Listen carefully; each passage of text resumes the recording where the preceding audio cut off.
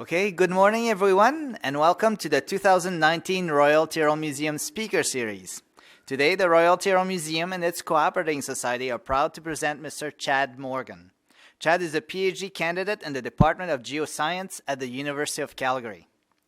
Chad is originally from Calgary. He obtained his bachelor's degree in geoscience at the University of Calgary, and during his bachelor's years, he conducted 2 senior undergraduate theses on paleontologic aspects of the Stephen Formation exposed on Helena Ridge in Banff National Park.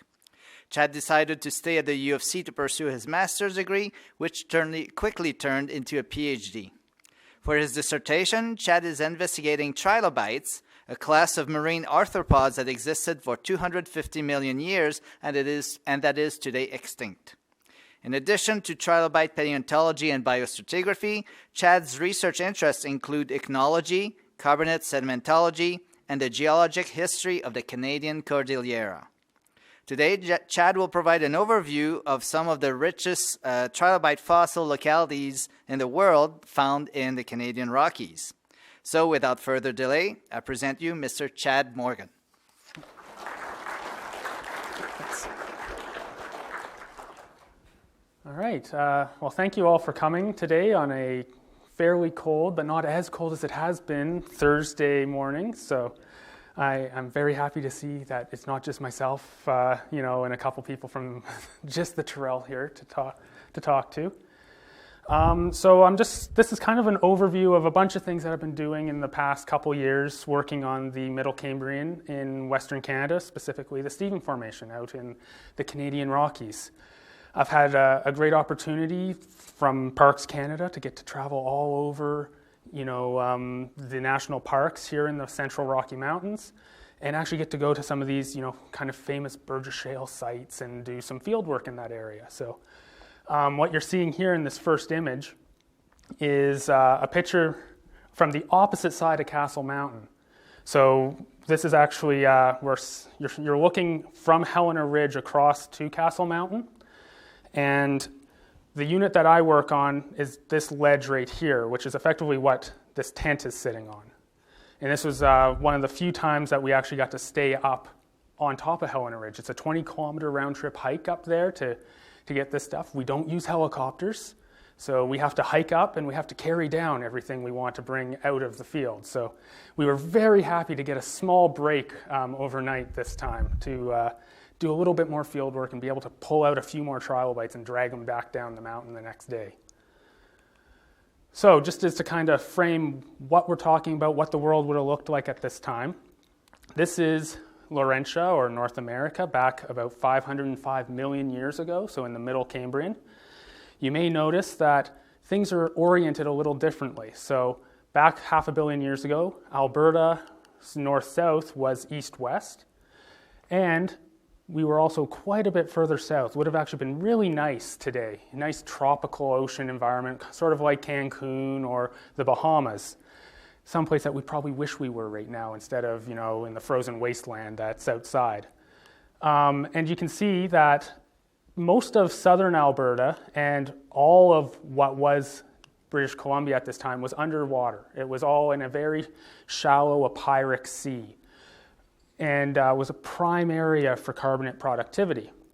If you were to take a little slice through this margin, it would look something like this. So you have this carbonate platform forming on a passive margin that had rifted apart in the latest Precambrian, breaking up the supercontinent Rodinia, the precursor to the supercontinent Pangaea in the later Paleozoic. And so this is the kind of environments that I've been working on in the shallow carbonate platform, just going into the transition into deeper water slope deposits. And so it's that kind of transition that's been proving a major problem in biostratigraphy for trilobites in the area, and also been an area of active debate in kind of Burgess Shale paleontology for the last few decades. So going into that, just a little bit of stratigraphy. I am a stratigraphic paleontologist, so I do like my geology, not just my biology. So a little bit here, this is the Middle Cambrian stratigraphic column for Western Canada, specifically in the Rocky Mountain region, the Central Rockies here. And the unit I work on is this one right here, this thin little blue and gray unit called the Stephen Formation. Now, historically, the Stephen Formation also encompassed this large gray blob over here, but in the late 90s, it was split apart on lithostratigraphic bound kind of conditions, being that this area is much thicker and also has a very different characteristic. This is dominated by calcareous shale, where this area is actually a very thin mixed carbonate and calcareous shale unit. And they're very easily recognized in the field. So due to where the first section was measured, this one got to keep the name Stephen Formation. And the outboard unit got named after a very famous fossil deposit, the Burgess Shale in Wolcott Quarry. So we're going to be mainly dealing with the Stephen Formation today and just looking at just off of the Stephen Formation area, off the platform. So you have this big carbonate buildup here that was probably based in kind of ooid shoals and microbial buildups back in the Middle Cambrian. So out in the field, this is what you kind of see. So here we have the underlying Cathedral Formation, a big carbonate unit. Here at Castle Mountain, it's heavily dolomitized. You can see the modeling. So it's not really a good place to go and look for fossils. I've tried, and I've found nothing. So I don't recommend, if you want to find any trilobites, going and looking at this kind of stuff. But the overlying Stephen Formation, this thin ledge right here, actually has quite a few trilobites. It's quite a good deposit. Why that part didn't get dolomitized, not 100% sure. Part of the reason we think is probably because this has more of a shaley, clay-rich in kind of lithology, so that could have stopped some of the dolomitizing fluids. And traditionally, the Stephen Formation is broken into these two units, these two members. The lower member, the Narau, is a carbonate-based unit, so it's mostly nice, clean mudstones, wax stones. Occasionally, you get things like pack stones and even some bound stones, some thrombolytic or stromatolitic units. The overlying waputic member is a true shale. It is shaly, it's fissile, it falls apart, and it's a pain to work with if you're trying to do anything with the sedimentology. If you're looking for trilobites, it's really nice because you just sit there and you just pull out these long sheets of shale and you can find nice little trilobites perfectly preserved on top, and you don't have to do any more prep work. So that's the one plus of this unit. And then over top of the Stephen, you get another big dolomitized carbonate unit, the Eldon Formation, which also is kind of an ugly unit to look for fossils in. Although I have seen reports that in the upper units, you sometimes get them in certain areas. Now, in my field work, I've been working in kind of across the entirety of the Rocky Mountains. So there's the famous sites, such as Stanley Glacier right here, Castle Mountain, your Burgess Shale fauna, your Burgess Shale quarries would be right here in this blue arrow. And so all the yellow stars are places that I've been working. Interestingly, there actually is outcrops of the Stephen Formation right in the Front Ranges. So this is down in Kananaskis country. So Nikiska would be somewhere right around here, and Mount Yamnuska would be just north of these areas. So this is actually where the mountains come up out of the foothills. So they're in the first thrust sheet there. And lo and behold, the Stephen actually gets brought up in this area. And do get some trilobites in this area as well. So that was kind of a new thing that we found, someplace that hadn't been worked on before. You get some really cool trace fossils there as well. And although in the past we used to talk about thick and thin Stephen Formation, the Stephen Formation today would be what was traditionally called the thin Stephen.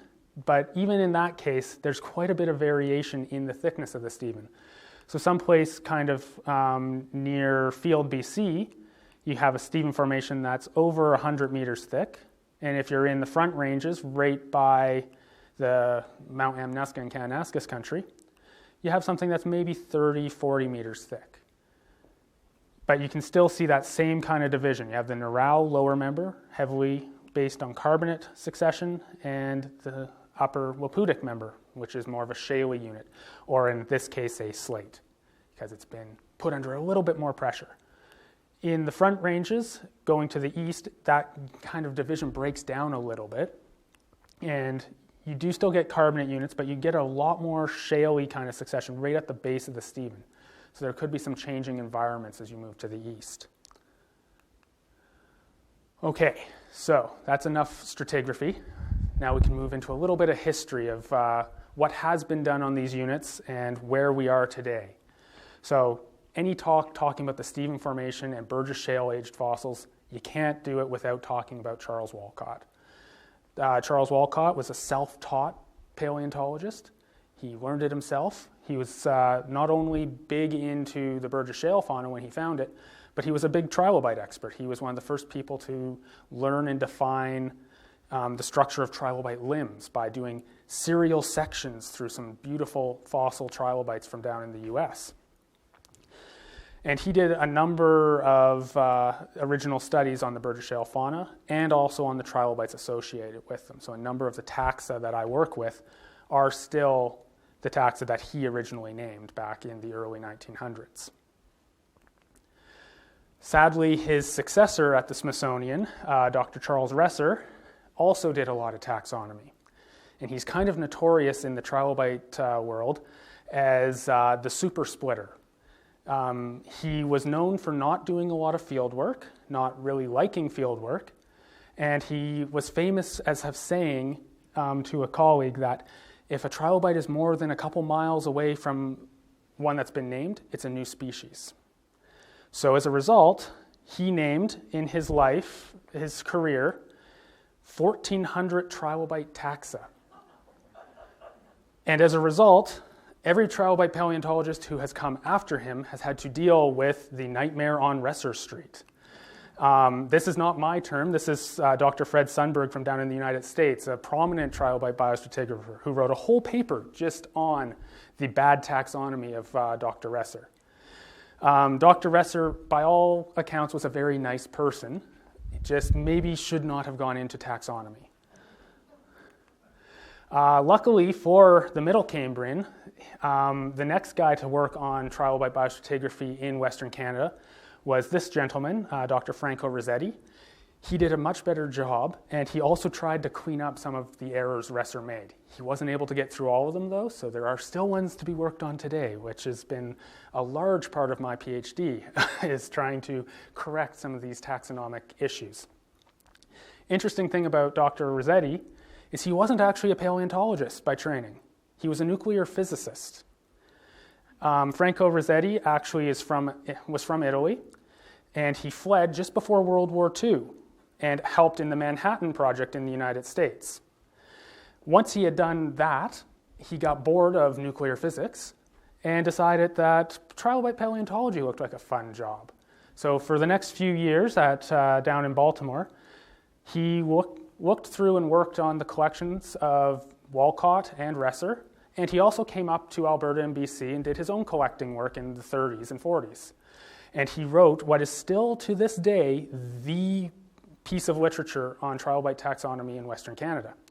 So his citation, Rasetti 1951, a Smithsonian Miscellaneous Collections piece, is still the publication that you turn to today to figure out what the age of your rocks are in the Middle Cambrian.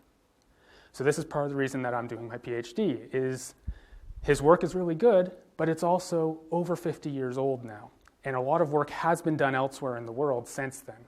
So we're trying to integrate what Dr. Rasetti did back in the 1950s into the modern with what's been done in the United States and around the world since then.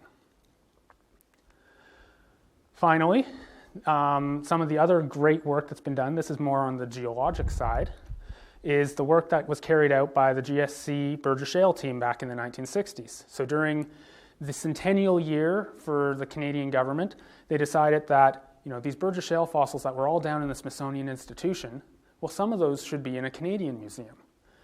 And so during our 100th anniversary, they sent the Geologic Survey up with some British guys from Cambridge, including Dr. Harry Whittington, Mr. Trilobite from that period, as well as Jim Aitken and Bill Fritz, who were the Cambrian experts at the GSC, to go collect new samples for Canada from the Burgess Shale. In addition, Bill Fritz and Jim Aitken did a whole detailed work up on the stratigraphy, which hadn't really been done since Walcott originally named most of these formations in the late 1800s and early 1900s. And they came up with a new lithostratigraphic correlation chart and broke up a number of these formations into new members and redefined them to a modern standard, which is actually the standard we still use today. So that leads now to where I come in, finally. So what I've been doing is effectively biostratigraphy. So I'm not just looking at the trilobites because I think they're cool. I do think they're cool. That's part of the reason I picked them. But they're also quite useful in the Middle Cambrian. So in the Middle Cambrian, they are our primary index fossil. So we use these trilobites to figure out the relative age of the units that we're looking at. And we do this by doing detailed studies, collecting trilobite faunas through a measured section of rock, and then comparing them to other measured sections of rock and trying to correlate across and figure out which trilobites occurred first and in the correct order. This looks fairly easy from a first point, nice little sketch like this, but when you get to the real world, it gets really ugly really fast. So this is a biostratigraphic framework for the area here in Western Canada. These are the North American large biozones. So these are names of primary index trilobites for just the Middle Cambrian. So just stage 5 of the Middle Cambrian, in fact. So 509 to 504 million years. And the Burgess Shale, to give you an indication, would fall right around this line. So it's right at the Glossopleura Amaniella biozone boundary. So on these charts, that looks fairly clear and simple. But when you get down to the nitty-gritty fauna zones and interval range biozones, you find that there's actually quite a bit of issues here. So in restricted subzones, or subzones on the platform, we have a number of biozones that are very distinct and different from ones that we find out in the open marine conditions off of the platform.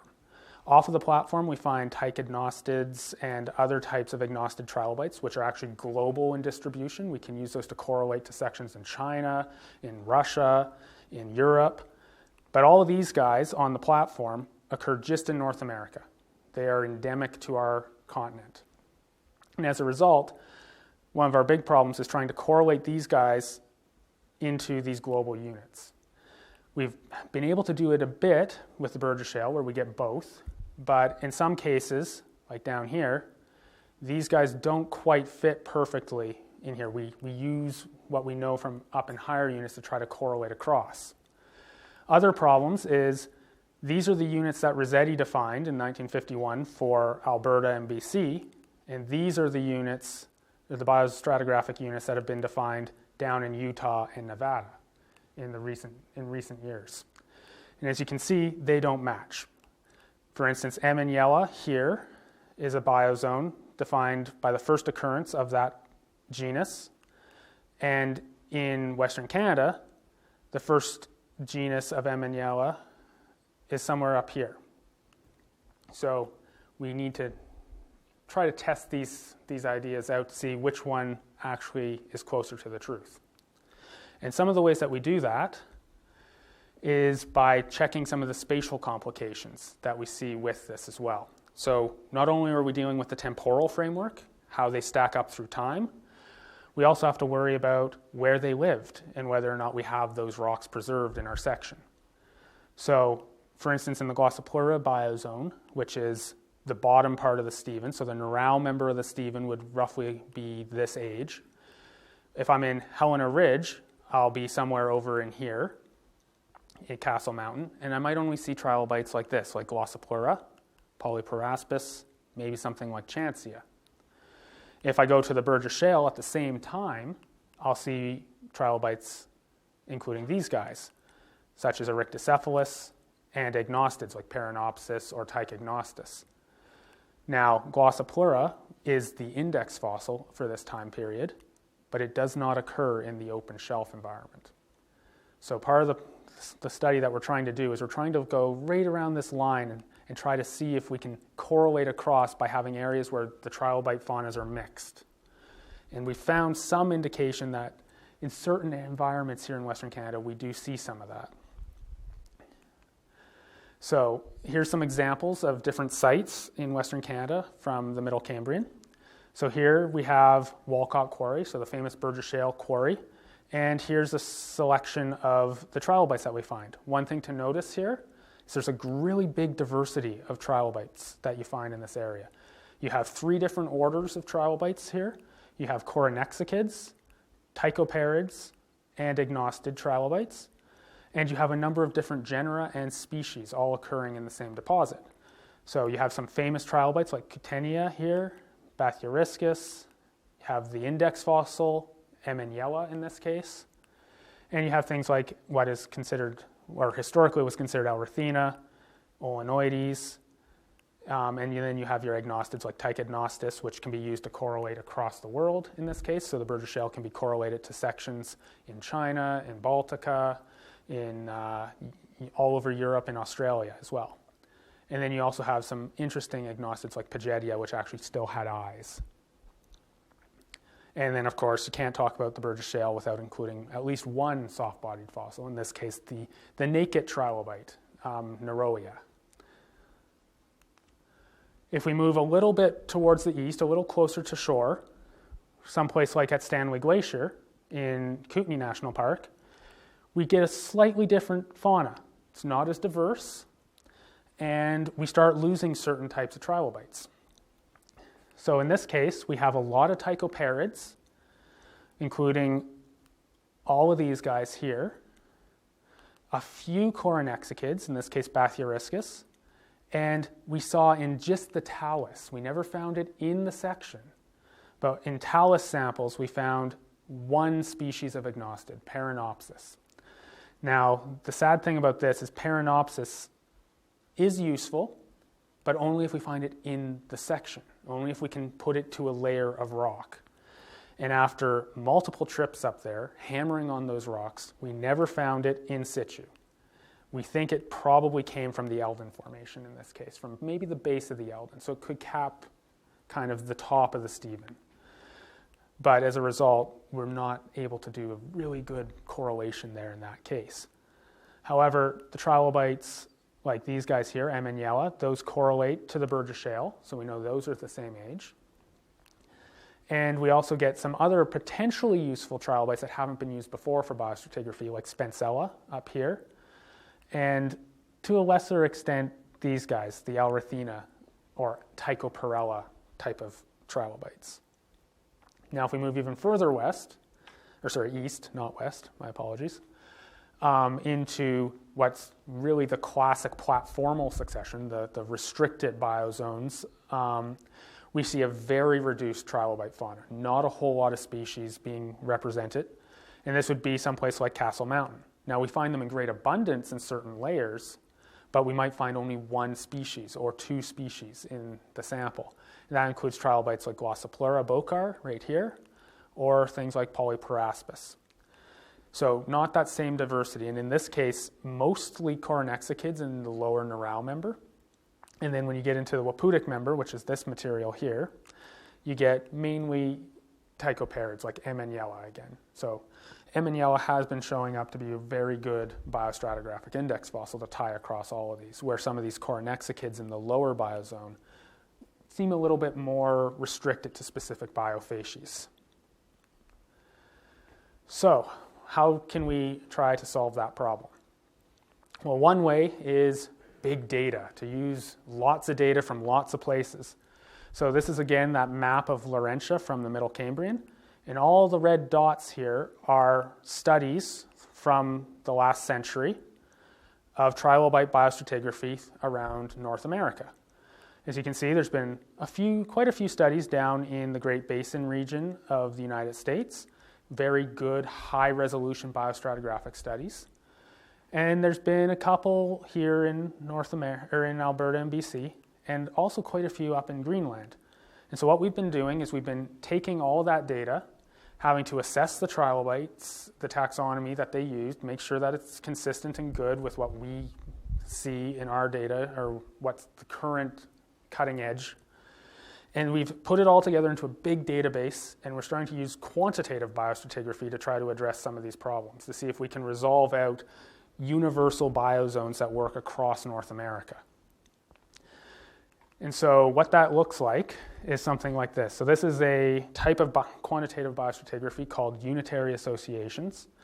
What this is trying to do is it's looking at co-occurring taxa in a sample, and it's trying to find all the co-occurring taxa in one sample and seeing if they match a number of other samples and kind of reduce it down to a idealized assemblage zone, effectively. An idealized assemblage of trilobites that tell you an age.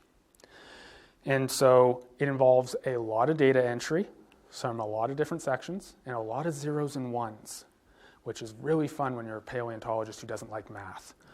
But what it does is your computer does a kind of nice parsimonious run, computes all this data, compares it against itself, and then it comes up with these idealized biozones or unitary associations. And this is kind of the output that you'll see, where it puts in your trilobites here, and it shows you these types of zones. Now, this doesn't replace traditional biostratigraphy, which is where you go out in the field, you collect your samples, you measure your sections, and you compare your data qualitatively. What this does instead is it compares your qualitative assessments, and it might point to holes or errors in your data, places where you maybe want to go and collect some more samples to test. So what this is effectively doing is it's making hypotheses for us. It's taking that aspect away from, having to qualitatively think about, okay, does this make sense or not globally or regionally? And it tests whether or not what we've come up with in a small area is making sense with a global or regional distribution of the fossils. And then if we see something odd happening, like in this image, if I remember correctly, do I have it shown here? I don't. All right, well, in one of the runs that I did, Glossopleura was occurring down in the Bonia-Olanellis zone, so down in the lower Cambrian, and it ranged all through the whole Cambrian. And that turned out to be I put a 1 in the wrong spot. So that's the one problem with this as well, is if you put bad data into your diagram, you're going to get a bad result. So qualitative and quantitative methods are useful tools to work in collaboration, but you can't just rely on one. So this is actually the point where I turn the presentation around for a little bit, just for one slide. So one of the big problems that we've been having in trilobite biostratigraphy, I alluded to with Dr. Resser, is the taxonomy is a mess. We have splitters, we have lumpers, and no one seems to be able to decide or to agree with each other on what is a species, or even in some cases, what is a genus. So if you take a couple seconds here just to take a look, I want you to tell me whether or not collectively you guys think these two trilobites are the same genus to start with. So let's just look at the head, the cranidium, to start. And so take a second here or two, and then I'm going to ask you to put up your hand in a second to tell me. All right. So, by a show of hands, who thinks these are the same genus? All right, seems like a pretty good distribution. Who thinks they're different genera? All right, so we have almost a 50-50 split. That's interesting. All right, now, if I remove the gray box so you can see the whole trilobite, do you think that they're the same genus or different? By a show of hands, who says they're still different? Still a fair number, okay. How about for the same? All right, I've lost a bunch of people for the same. All right, in fact, they are the same genus. These are both the same genus. What would in older literature would be called Elrithina, or some modern literature would be called Tychoparella. That is actually still a debate. Tychoparella and Elrithina are still fought over whether they should be synonymized, but these have collectively still been called Elrithina in the past. Now the next hard part. Are they the same species? So take a look at with trilobite taxonomy, important parts include the cranidium, the head, for very specific features, especially looking at the glabella or the preglobular fields, things like that can be useful in these guys. So, by a show of hands, who thinks they're the same species? All right, we got very few number of lumpers in the room today. Interesting. Who says they're different species? A lot more splitters in the room. Okay. Well, the splitters, if you were following the literature, you'd be right. So these two taxa are Tychoparella or Elrithina brevifrons from the Stephen Formation here in Western Canada. And this one, Elrithina aphrodite, just recently named, by the way, comes from Greenland. So it's from northern Greenland. And the reason why this one is called Aphrodite, by the way, is Dr. Gerd Geyer, who was the primary taxonomist working on this paper, a splitter, by the way. He thought this was the most beautiful Elrithina trilobite he'd ever seen, and he saw 3 species in this one sample, according to him, which I haven't shown. And so because there were 3, he named this one Aphrodite, and he named the other 2 Hera and Athena. So he's playing on the Paris mythology. So he picked Aphrodite as the most beautiful one, and soon we'll have another Trojan War in trilobite systematics. Now, when I originally saw these 2 trilobites, I thought this was for sure brevifrons. One of the diagnostic characteristics of brevifrons, detailed by Franco Rasetti back in the 1950s, is that brevifrons has spinosthoracic segments, similar to this guy, where a lot of the other Elrithinas have rounded thoracic segments. However, upon sober second thought, and from doing this talk a couple of times now, I do think this probably is a distinct taxon. Part of the reason for my justification for that, though, is not because it's the most beautiful trilobite in the world, but because it's one of the most slender Elrithinas in the world that I've seen. So where you can see this guy, this wide kind of tapering angle here, this one has a much sharper tapering angle. That being said, they are very closely conjoined, and in a lot of cases there are taxa that you could not tell apart if I put these up in front of you. I can't tell them apart, which is driving me mad because I can't decide whether to lump them or to split them. Personally, I am more of a lumper. As a biostratigrapher, biostratigraphers seem to often be lumpers in the paleontological community because we want the fossils to do something for us. We want the name to actually help us tell the age. The splitters are often paleobiologists who want to show the biologic diversity of a fossil and don't really care about their utility for biostratigraphy. And that's been a big battle in the trilobite world in the last 20, 30 years.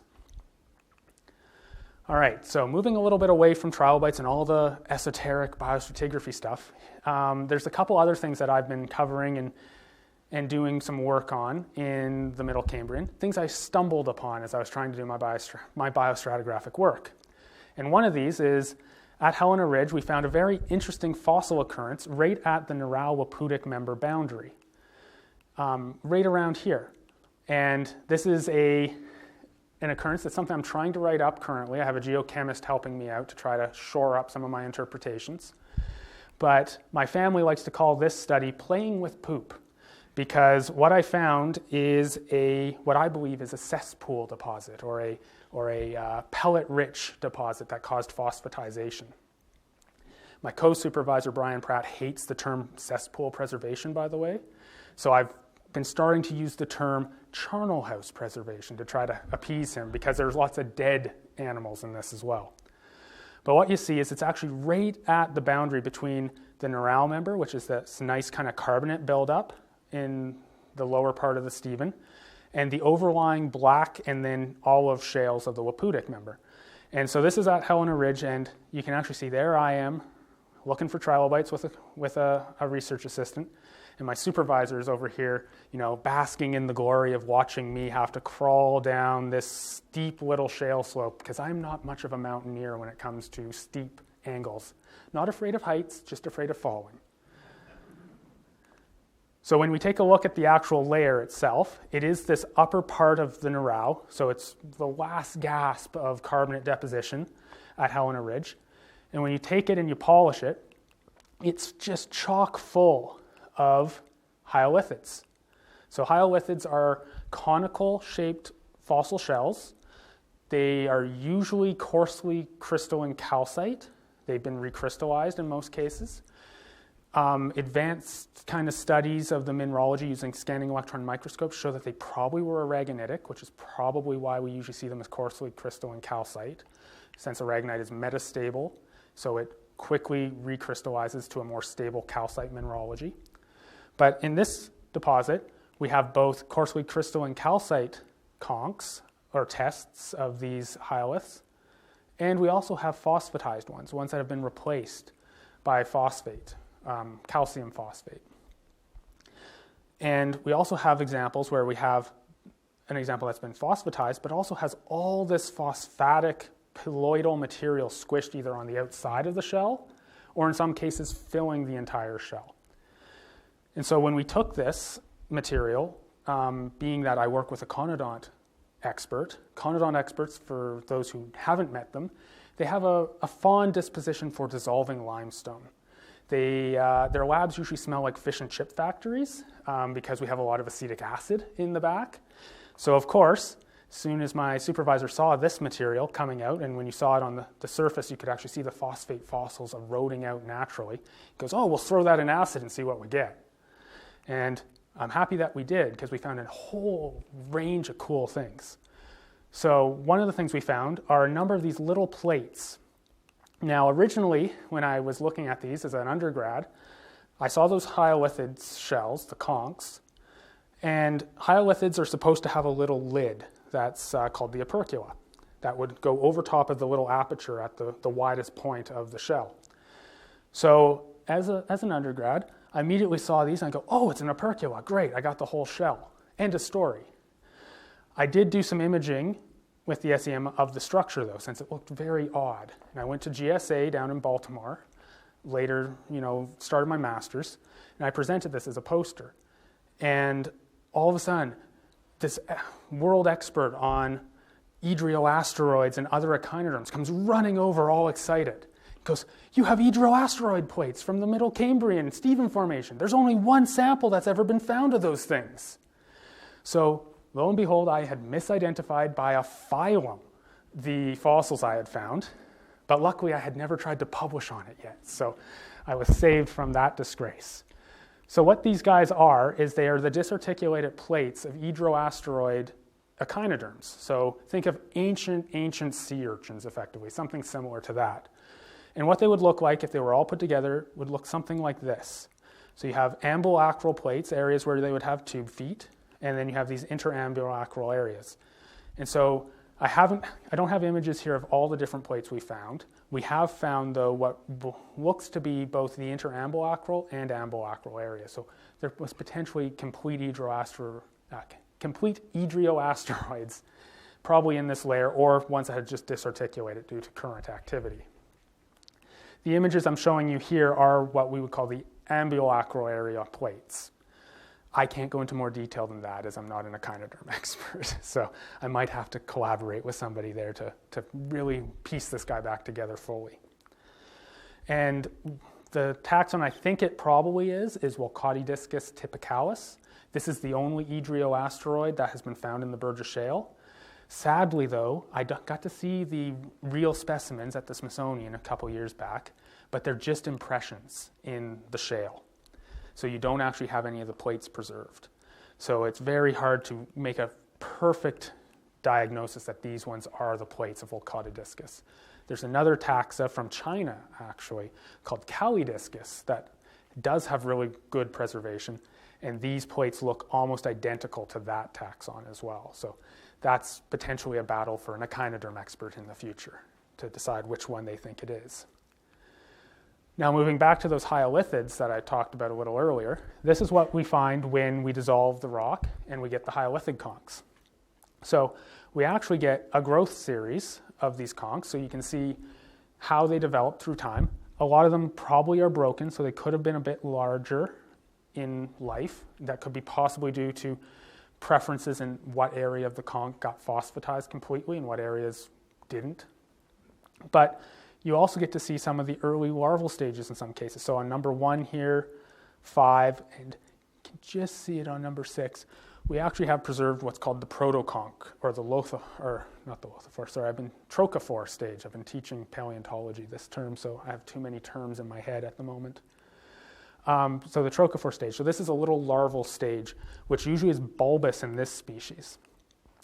And so we've defined this one as a taxon that was originally defined in Nevada called Chelsonella, we think vonoxemi.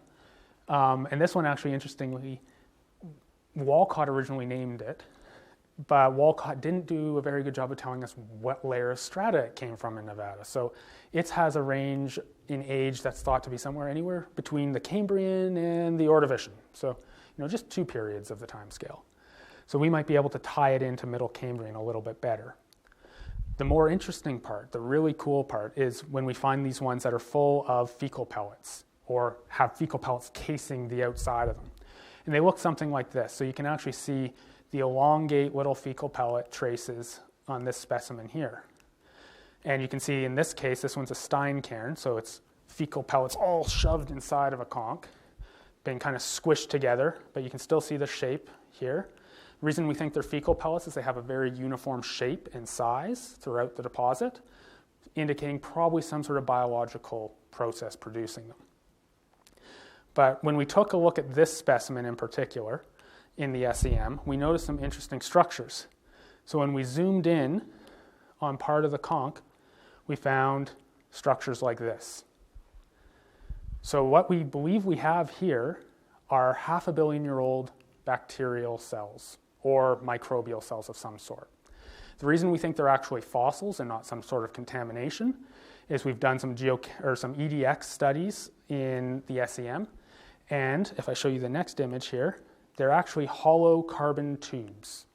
So what we have preserved here is the mucilaginous sheath of some sort of microbial organism. And you can see the really beautiful kind of bacilli chain structures on a number of these specimens. And you can also see that they do go throughout the fecal pellet layer. They actually penetrate into these layers. They're not just sitting on top of the layer. And you have to remember that all of these samples also were acidized and bleached in the processing period. So we found these structures. These are something that we're hoping to publish on very soon. And so one of the ways that we tried to test to make sure these were indeed fossils and that they were indeed some sort of microbial fossil is doing this qualitative EDX, EDS, I now cannot remember the name or what that acronym stands for. Dave, do you remember? That's, energy dispersive X-ray, thank you. So what that really does is that just gives us a rough point count of the elemental composition of different parts of the fossil that we're looking at. So when we focused in just on those filaments, and you can actually go quite tight onto the filaments, we got a spectra analysis that looked something like this. So we see the very common, what we would expect, high phosphorus, high calcium, being that these fossils are predominantly calcium phosphate. Some silica and aluminum, so we have some clay minerals, which are in the matrix, it appears. But in the case of where we were looking at bundles of filaments, we also get this really big carbon spike, elemental carbon spike. Now, when we look at other parts of the shell, or of the fecal pellets in this case, we lose that carbon spike entirely. So that's one of the reasons we think these are probably carbonized remains of microbial organisms. And again, when you move off those filaments, you just get really big spikes of calcium phosphate, so that coliform apatite preservation. So with this, we think that potentially these microbial organisms may have played a role in the phosphatization process. So this is where we're currently working with a geochemist. We have some geochemical analyses of this layer to try to figure out whether or not we have the geochemical signature to indicate microbial or some sort of bacterial process that would preferentially produce higher phosphate content in pore water, allowing for phosphatization in this area. So that's still a work in progress. That's the part we're waiting for to finally get this paper out. One paper that I finally got published, so this was a paper I submitted originally in 2016. Took a couple years to get through peer review. There was some taxonomic argument about whether this was Paleodictyon or Proto-Paleodictyon or Sinusichthys or a number of different trace fossils. But we finally got it out. This is a trace fossil we found at Helena Ridge, again, and it's a graphoglyptid. So what that is it's a type of trace that produces really common geometric patterns. In the case of a true Paleodictyon, they produce a perfect hexagon net. In the case of Proto-Paleodictyon, it produces the precursor to a perfect hexagonal net, which is kind of these long strands of open polygons. The reason there was some argument between the authors and the peer reviewers in this case is we do have some closed polygons, so it kind of sits right between those two genera. The interesting part about this trace is it's also the largest Proto-Paleodictyon or Paleodictyon ever found. And it's from the very bottom of that type of trace behavior's occurrence in the fossil record. So if we still see these traces today in the modern, they're found in deep abyssal plains, like down near the mid-oceanic trenches, and we don't know what makes them. There have been researchers going down. Adolf Seileker, a famous ichnologist who just recently, a couple years ago, passed away, actually went down in Alvin to try to collect the creature making Paleodictyon traces. And they sat there watching, and they saw a little jet of mud come out of one of the holes. They dropped a box core on it, brought it to the surface, cut it open, nothing. Nothing in it. So this is an area of still active research. We still don't know what makes these things. We just know that they've been around since at least the Middle Cambrian. And so it's this weird enigma that has occurred. Now, in the modern, graphoglyptids are abyssal. They occur in those deep water environments. But in the Middle Cambrian, they're platformal. This is a tropical carbonate reef, maybe 50 to 100 meters water depth, whereas modern Paleodictyon might be a kilometer deep water depth. So that's another interesting kind of characteristic, is why they evolved first in shallow water and then migrated into deeper waters, and whether they actually truly did. There's some evidence that these guys may have evolved in shallow water. They remained in shallow water for a long period of time, but later in the geologic record, after the great biodiversification event in the Ordovician, deeper tiering of bioturbators just destroy these traces, where in the Cambrian they are preserved because nothing is burrowing deeper into the sediment and churning it. And so that's really what I have for you guys today. Thank you for listening, and